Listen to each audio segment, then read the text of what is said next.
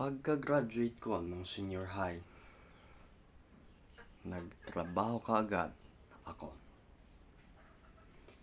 Hindi ko alam kung anong trabaho.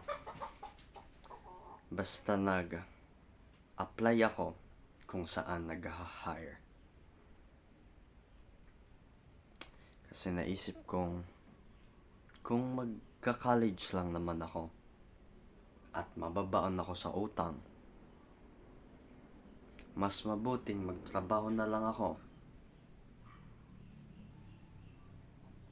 at mag-provide sa sarili ko. Kasi na-feel ko noon na-feel ko yung pressure na kailangan kong mag-provide sa sarili ko. Mag-provide sa aking tuition at sa aking pag-progress sa buhay.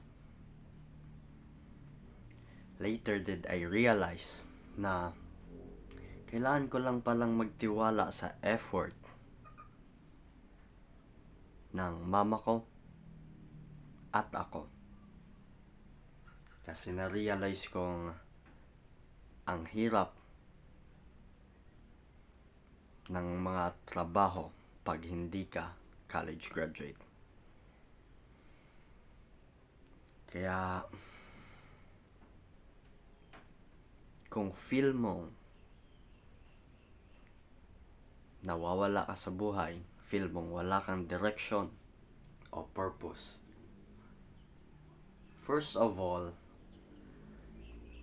acknowledge natin na kung nasa college ka ngayon, isa kang swerte na tao. Kasi maraming tao na gustong maka-college, pero hindi sila maka-college dahil wala silang pambayad.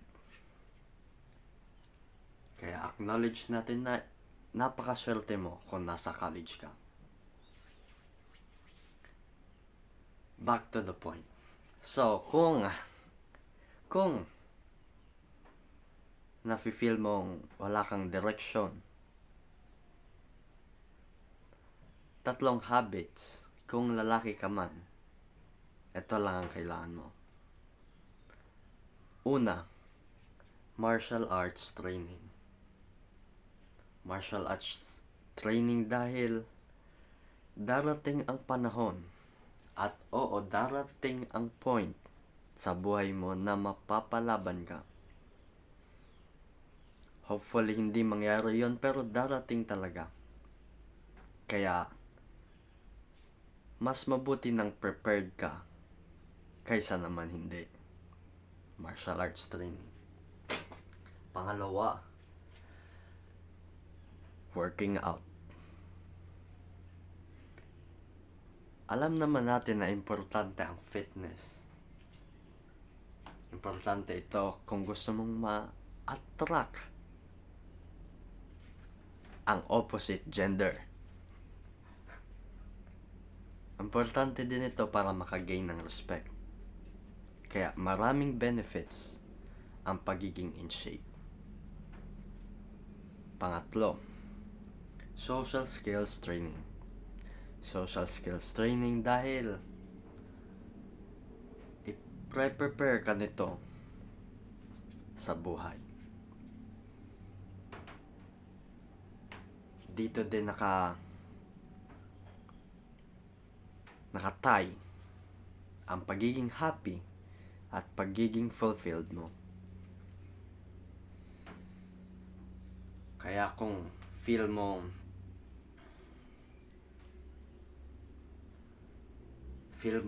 wala kang direksyon as a college student, ito ng tatlong habits ang makakatulong, at least makakatulong sa pag-progress mo sa buhay. Working out, martial arts training, at social skills. Peace.